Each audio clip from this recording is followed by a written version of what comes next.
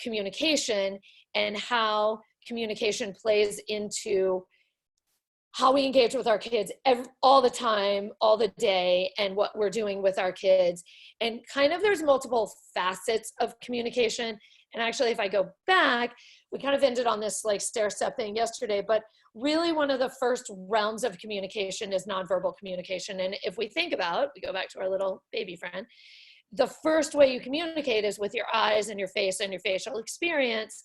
And then we move into verbal communication. What happens for a lot of kids with social challenges or anxiety is we start pulling at verbal language because either their language delayed and we're trying to pull for language, or if there's anxiety, they're using language to rule the world and to kind of compensate for what's going on and asking questions. And so we get, at Fuse, we get both. We get kids that have language delays and we get these ultra high verbal kids. But I would say what's amazingly consistent is for kids with social challenges, whether they're from an autism diagnosis, an anxiety diagnosis, or whatever, a lot of these kids are really missing some nonverbal communication and being able to pick up subtleties. And what that does is cause the social challenges and cause them not being able to adapt to reactions of other people and adapt to their nonverbal communication that they're giving off. So if you think about going back to the nonverbal communication, what we in life, research has shown that 80% of communication, if we think about communication as a broadband spectrum of communication, 80% of communication is nonverbal and 20% is verbal. So what our kids are missing, regardless of what their diagnosis is all of that nonverbal communication. They're missing all of the little moments that make social situations happen and that make social situation, the nuances that we adapt accordingly to. So if our kid is playing blocks and something starts to go awry, what first happens is the other kid maybe backs up a little bit, or maybe gives them this like discerning eye of they were feeling anxious because the other kid is pulling all the blocks. But our kids are missing all of those nonverbal cues. And then what happens is an implosion happens and the other kid crashes the blocks, or the Fuse kid realizes something's going wrong, so they sabotage it. So they crash the blocks on their own. And what that then does is validate to my friend, I'm not good at blocks and I'm not good at play. But really what the crux of it is our kids are not good at nonverbal communication. They're not good at being able to read cues and adapt accordingly. And that really falls in the larger umbrella. And we'll get to this. I'm kind of going at it piecemeal to give you 30 minutes every night or whatever. But what that really gets at is the flexible thinking and getting our kids to think in a flexible way. Because even from this silly picture, it's not what is at face value. It's thinking about what the person is thinking about, that perspective taking and the flexible thinking. So what we know from research is nonverbal communication starts so young. And this study is about infants before walking, that there was a perceived visual cliff. And the study talks about a visual drop-off, and that the goal was to see if the child would notice the visual drop-off and crawl over it. And what they found out from the study was it wasn't about the perceived cliff, but rather that the parent was on the other side, and the child, once they got to the perceived cliff, would look up, notice if the parent had a happy face or an concerned face, and the child would adapt their actions accordingly. So if they had a concerned face, they would move back. If they had a happy face, they would move towards the parent. So what we noticed from that is way before language, children are understanding communication, and communication is reciprocal. Like we talked about last night, everything is a 50-50 pendulum. Communication is reciprocal, and a child gives and receives communication, and it's like a conveyor belt. So some of you, this is like kind of a repeat, but communication is like a repeat. I feel like my teachers could be on this and learn every time of once you're in the moment with your kids, it can feel very different than when you're just listening and you're like, oh, thank God the teachers are doing that, because when we're home, it's not as easy. But what we want to think about in communication is it's a conveyor belt communication, the language processing, and this is where Brooke is going to come in on Thursday and really give us the big picture. It should have been flipped, but whatever, it works out for her to do, me to do Tuesday and her do Thursday. But in language processing, it's kind of a conveyor belt, and we want the kids to take in the information, processing the information, and make meaning of it. When we're looking at it from the nonverbal standpoint, they have to notice and then make meaning of the information. And what happens for so many of our kids is, like, if we think about that pizza pie that we were looking at last night, this one, that little red tile is going to distract our kids, is going to be a visual sensory overwhelming experience. Maybe crawling is difficult from the motor planning. So all of those things are going to make our kids less notice the nonverbal communication given by the parent, or they're just incredibly anxious and the world is overwhelming. So they need a parent, they rely on the verbal from the parent of, okay, it's okay, you can crawl across. And when they're not getting that, they're reverting back to their own senses, but that's not always adept. So they may be misperceiving what's happening. So what we do at Fuse is go back to that initial step and build in the nonverbal communication. So what I hear a lot of parents, and you'll see on like every autism website, is like lack of eye contact, lack of looking at faces, whatever.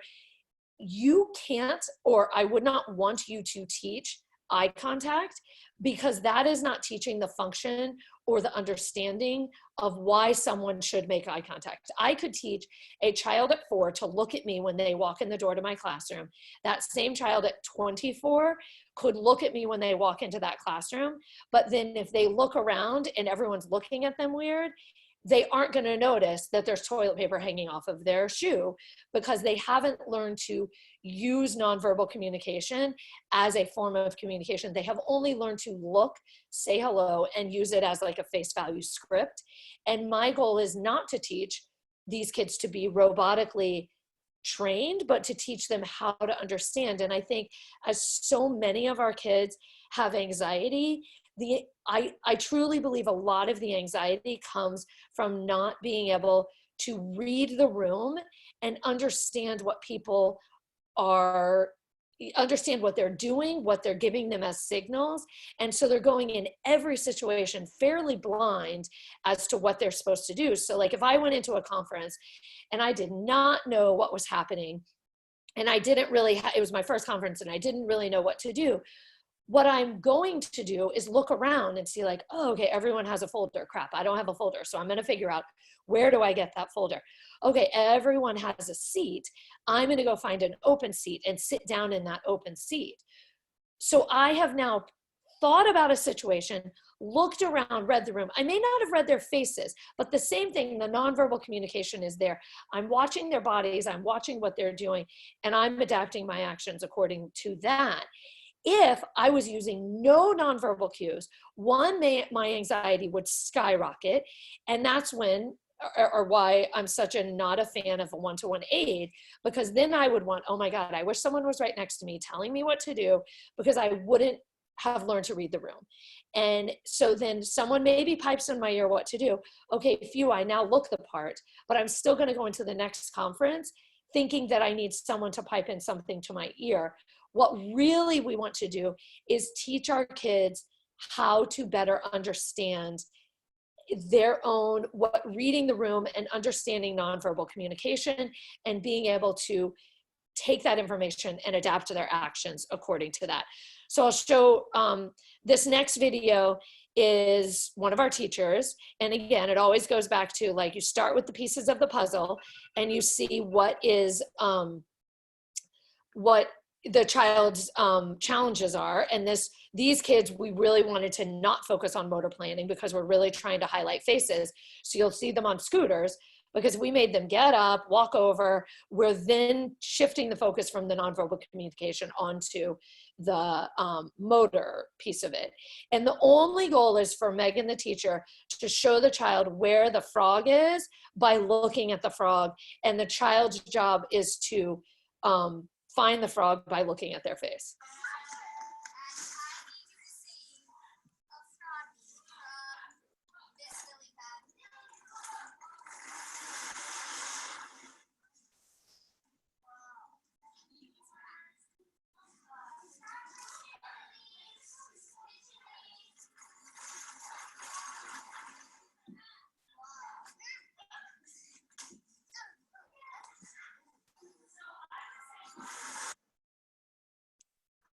So same idea for this next video, and these are all things you can do 4,000 different ways at home, is this is the red light, green light, which lots of you guys are saying that you're playing with your kids, which is awesome. But it's Megan using her face to get the kids to move. Instead of green light, you can go, she's using her face to give them the information of when to go.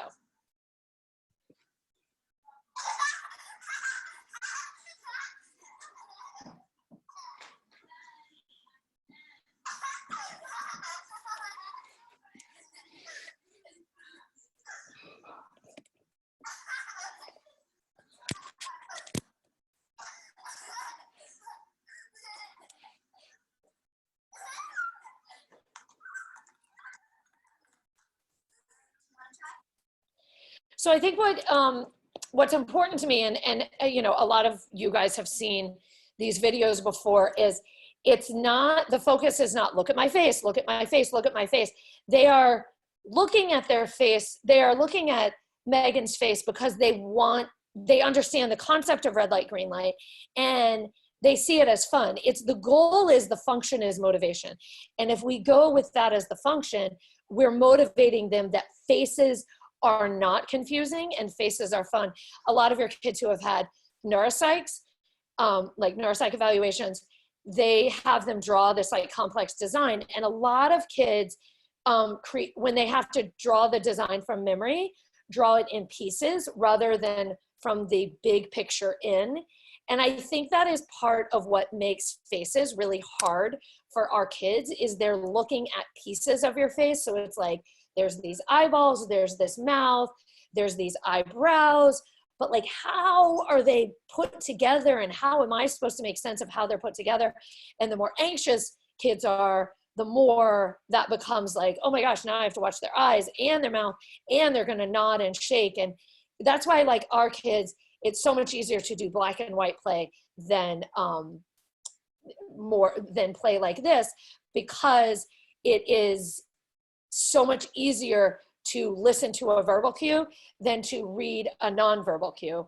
So I think what our goal is to make it fun, so that then they can build in the motivation that faces are not scary, that faces can be fun.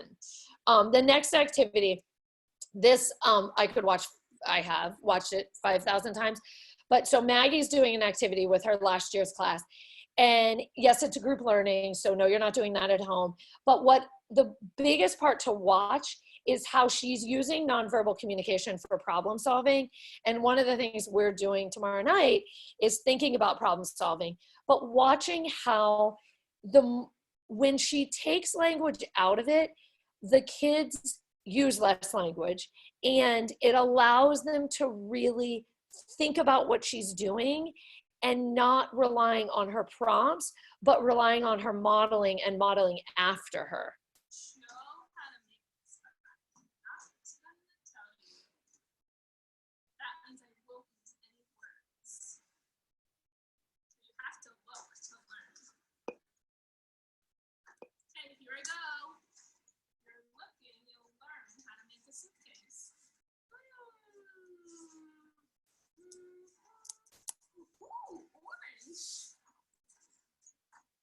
So if she would have said, okay, I'm gonna pick a color, 3 of those kids' anxiety would have gone up about, oh my God, am I gonna get a blue? Am I gonna get a pink?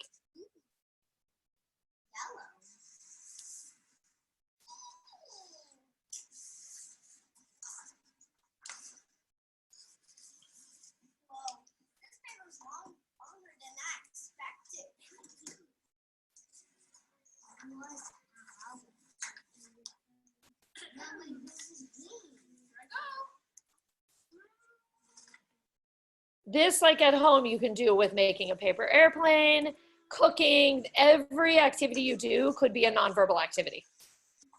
And you go slow and you highlight your steps.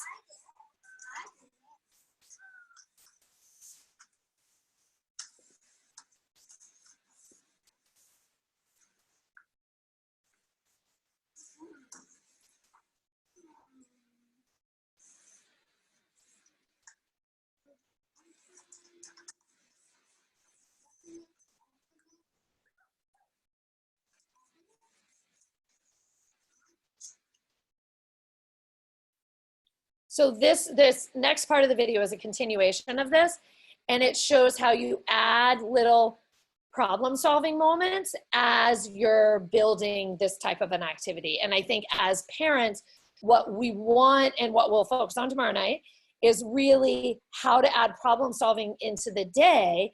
And we'll watch this video again. But for this video right now, it's really about watching how Maggie can get the kids to notice and adapt to their actions without using language.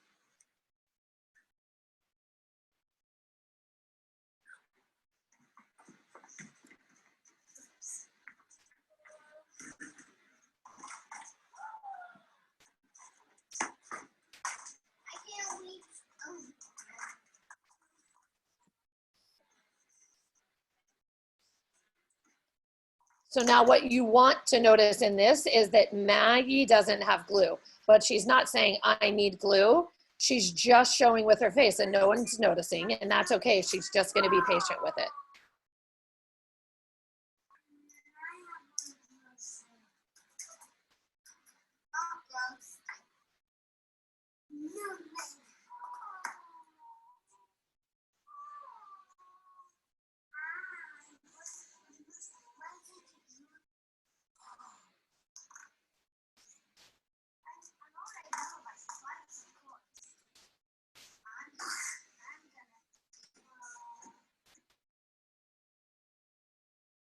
So those moments are really the thought process of using less language allows our kids to process the information. And I think what's so important is we want to highlight them processing the information. And if we look at this slide, it really delineates what is declarative communication versus imperative communication. And I know in the Google Drive, the original one I sent, like when school was shut down, there's some really great articles by a colleague of mine, Linda Murphy, around declarative communication and highlighting declarative communication. She also just came out with a book about declarative communication, which is amazing. And I am so glad she wrote it. She is a speech therapist.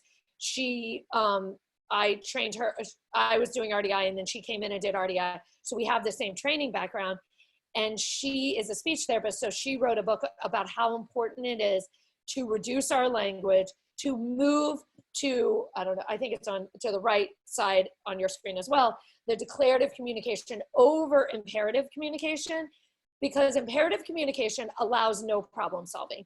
It dictates what a child is supposed to do versus allowing them the freedom to think and learning to react. So if there is, like a lot of the trainings I do in the school, if there is, what I say to the teachers is don't tell kids what to do all the time, but teach them how to respond. And the way to teach them how to respond is give them a declarative reaction over telling them what to do. So if there's glue spilled on the floor, if a kid's running towards it, obviously you're going to stop their body or say, whoa, you need to stop. But if everyone in the room is kind of sitting around and in a calm body space, and all of a sudden the glue is accidentally spilled, what you would want to do in a very dramatic way is be like, oh my gosh, oh no, and look at the glue and get all of their attention. And then what's going to happen is what to do next. So one kid may say, okay, I'll just not walk on the glue. Another kid may say, I'm going to go get a paper towel. Just like what Maggie did with the suitcase, is she showed them that the pieces weren't sticking. She didn't say, I need glue, or she didn't highlight what she needed at that time, because she wanted them to think about it and she wanted to give them the space to problem solve. What's so important about that is giving them the time and the space, because if she doesn't give them the time and she just throws the paper and the little slates fall down, and then she says, what do I need to do? Then all of a sudden they're on pressure point of, oh wait, there's an answer. I need to give an answer. We get away from the WH questions because, as Brooke will say, WH questions are a high level language concept. So if we went to a what do we have to do or where is the glue, yes, the kids are going to answer it, but they've diverted to a black and white thinking, and they have not allowed themselves, we haven't given them the time in the process to think about what could be a solution. There's many solutions. And then one little girl decided the glue was a solution, and then another little boy followed her. So it's giving kids, it's using nonverbals and using declarative language to be able to give kids the ability to think and use the perspective taking that they have. And it's always like, our goal is flexible thinking. Our goal is to get these kids using perspective taking. If we tell them what to do all the time, they haven't actually learned perspective taking. They have learned to rely on another person. And that's like my example of going to the conference. If I always had someone telling me what to do because I wasn't reading the room and I was anxious, then I'm going to need that other person all the time to be able to tell me what to do, because I haven't learned that ability to take the perspective of another or take the perspective of the room, and that my thoughts need to change according to something else. And I'm going to have to rely on that imperative prompt. And when our goal is, as we're engaging and helping kids with social challenges progress, is to help them understand the perspective of others. And really the first level of perspective taking, and when we think of like theory of mind, which is a big autism word, that starts with nonverbal communication. Because if you're trying to think of the theory of mind of someone else, of what someone else is thinking, how do you do that originally in life? It's the depth perception study of, I'm going to look to my mom to see if this is safe or not safe. And now I have the perspective of someone else, and I'm going to adapt my actions according to that perspective. So the more we use declarative communication and use our words as almost the window into what we're noticing, what we're wondering, the more kids are going to be able to think about what we're doing. I feel like if I had teachers on here tonight, my teachers that come from a more behavioral setting or have an ABA background, this is the hardest piece for them, because an ABA background teaches you to direct and teaches you to say, okay, do this, do that. And because you get an amazing response from the kids. If I say clap your hands, if I say touch your head, I'm gonna immediately get that kid's attention. But again, when they're 25, I do not want to have to say clap my hands to get their attention. I want them to notice that I'm waiting them out, and notice my weird thoughts when they're still reading a book and I'm waiting for them.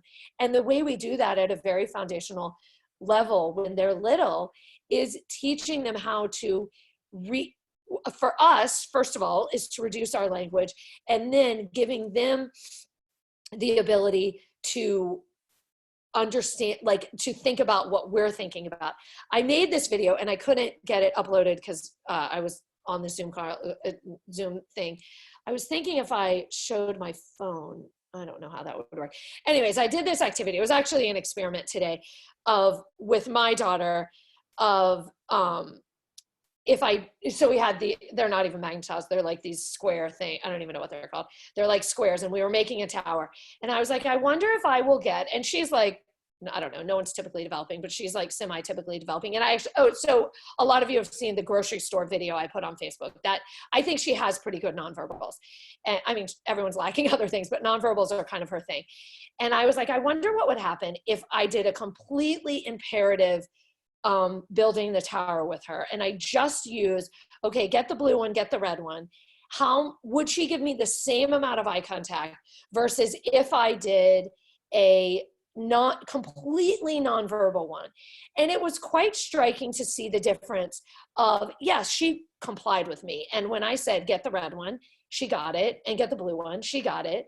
But then when I flipped it over to using nonverbals and I made the whole interaction nonverbal, one, she smiled a lot more because it actually was fun because we were engaging. And I was looking at her more, she was looking at me more. And there was so much more of the per se eye contact that we're trying to teach our kids. But that's because there was a function behind it. She had to look at me to get information, but it didn't feel like a product. It felt like a process because it was simple and it was a simple task, and she engaged in it more. So that's like an interesting thing that you can do at home is try with magnetiles, whatever. Do it just by, which I call a product type play of just tell him which piece to get and make him do it. And then switch it to nonverbal and say, wait, I'm going to take my words away and I want to play again. And you're going to have to figure out which one I want, but I'm not going to tell you, and make it like a challenge. I told her it was like a magical challenge, and she totally bought into it. And these are little stacking things that she plays with all the time. So there was no motor difficulty to it, but you'll see how much more your kids are engaged. The other thing I would say is, I know some of you on here came to my parent training, and I made and so I would love some parent to come on in a second and say their perspective. So I made parents it's like the worst nightmare you could think of is you walk in a room and then I break you up into random groups. And I had my magnetiles and I told them to go play with the magnetiles. One person is the like dictator and tells the person what to do. And one person just builds, and they had to build. And then I switched it and I said, all right, let's take away your words. And now I want you to build without using your words.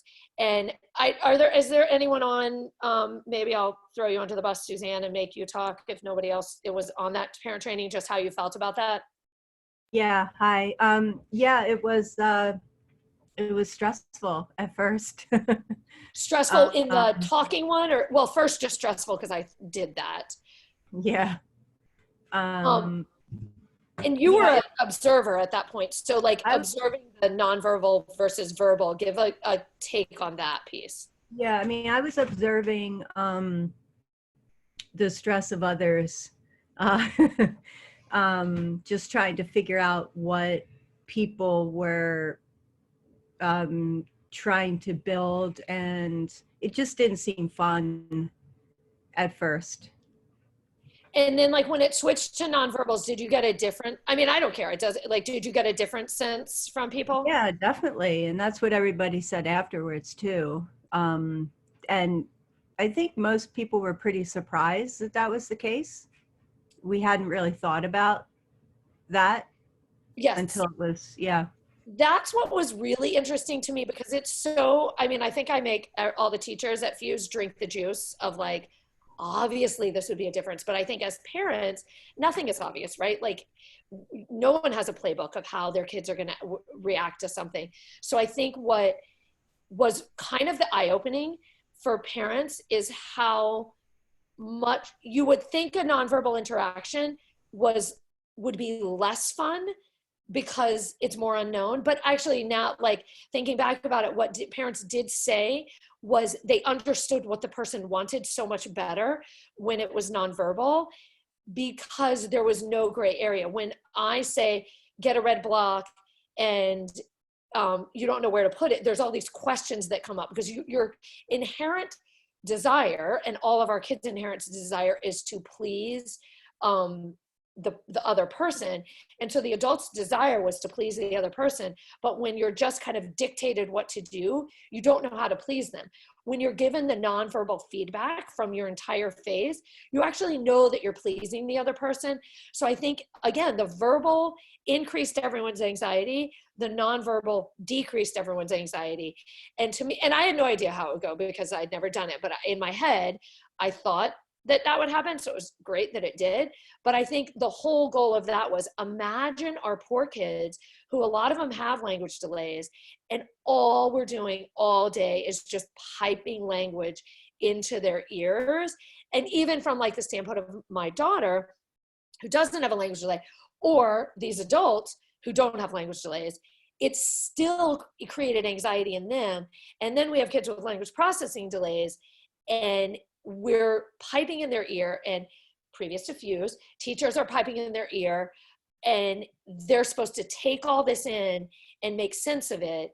And it's a lot. And I think it's a lot of the reason that kids will shy away from social interactions is because it's too overwhelming for them. So like when parents come to look at Fuse, it's really not rocket science that the class is 6, 7, or 8 kids. And then in kindergarten, first grade, it's 10 kids, because I want to reduce the noise. If we reduce the noise, we inherently reduce the anxiety in kids. So even at home, yes, there's less noise at home, but when we are trying to engage our kids, reducing the amount of language and making language incredibly purposeful allows our kids to see the purpose in what we're communicating, and allows them to be able to process what's happening. What I say to teachers, and when I used to do just school consulting, I would say, I want everyone to give like a 10 Mississippi pause before you repeat what you're going to say. Like if we're trying to get our kid to respond to whatever, like if we're cooking with them and we need the spoon that's over there, and we've looked at the spoon and they don't respond, so all of a sudden our anxiety goes up of like, okay, what do I do next? Give them time, and then make it a little bit bigger with the nonverbal. Then give them a little bit more time, and then point with your hand. But you have to give them almost the 10 Mississippi, because what we want, the 10 Mississippi is the golden moment of, are they going to problem solve that moment?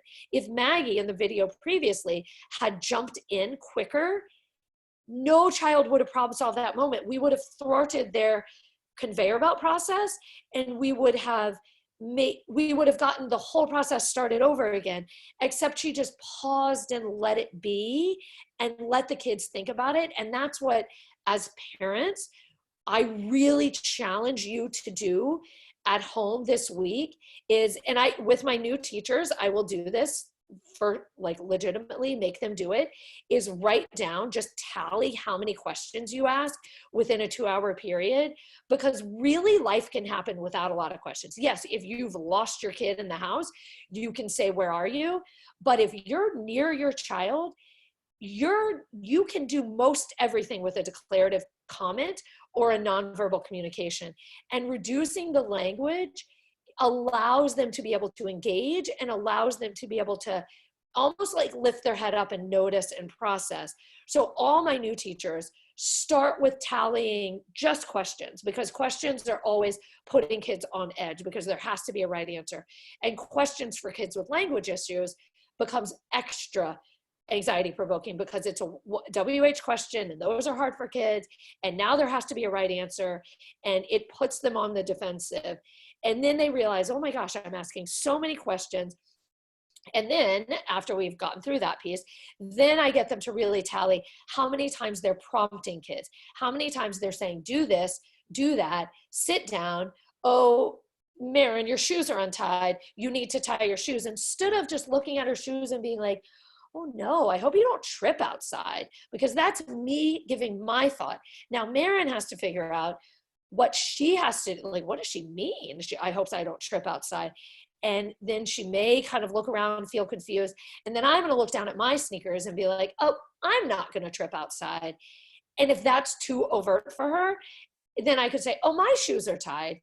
But again, it's that time in the process to get her thinking and noticing and then making the decision at that point. Does that doable for people, or do people have questions about any of the videos? I really appreciate this reminder. I It's think always different the now time, that like life has changed too. yeah, exactly. And I started to do that with him with his shoes because I was having a daily battle with him putting on his shoes for a little while. And what I started doing after our first session with you was just kind of looking at the shoes or pointing at them. And as opposed to what I used to say, which was put on your shoes now, it's time to go. Yes. And that really helped. And it reduced that battle. And now we're back to different battles, but you know, Well, um, and especially for Ronan and other kids, the minute you say put on your shoes, that's a directive and he's going to battle against it. So yeah, the declarative actually works in your favor because it's not exactly telling him what to do. So right. it changes it a little bit. Yeah. Yeah. But thank you for the, this is I do think, helpful. I mean, I think it's a constant reminder. And I do think, and I would say this to my teachers all the time, the more stressed we are, the more stressed my teachers are, the more an imperative comment is going to happen. Because like you look at, I mean, and this is to no fault of their own, they're like a public school teacher who has 25 kids and she has to get them from the classroom to music. It is impossible to use a like a declarative statement of like, okay, I'm ready. Because the minute she gets 3 ready, then she has 17 who aren't ready. But the luxury of you guys at home and the luxury of our small classes is that the teachers can process and the teachers can take that time to be like, I'm ready. Ronan's ready, Crosby's ready, and let the other kids notice like, oh, what are they doing to be ready? What do I need to do to be ready? And really make it part of the process. And so what you guys have now is the luxury of waiting them out. And I think that to me is the biggest reminder of helping them understand that it's that reciprocity of we want them to notice and adapt rather than us just telling them what to do.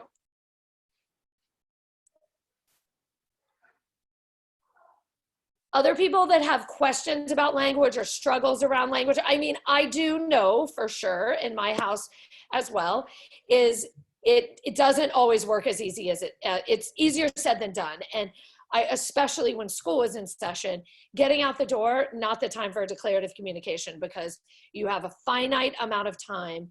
And then even if you say something declarative, if you're like, I'm noticing your shoes, that's still really imperative because you really want them to get their shoes on. You have to basically, what you're, like the mindset of a declarative statement, we did this whole like brainstorm about what the operational definition of a declarative statement is. And teachers had really good ideas of there is no kind of intent, there is an intention behind it, but there is no implicit action that even if they just notice their shoes, then they can, then the next step you can be is, oh, I notice my shoes are tight or whatever. Like the goal of a declarative comment is that you have an intention rather than a directive. And I think if we think about our kids with intention rather than directives, we're allowing them more problem solving space and we're allowing them to notice and watch us in a better way.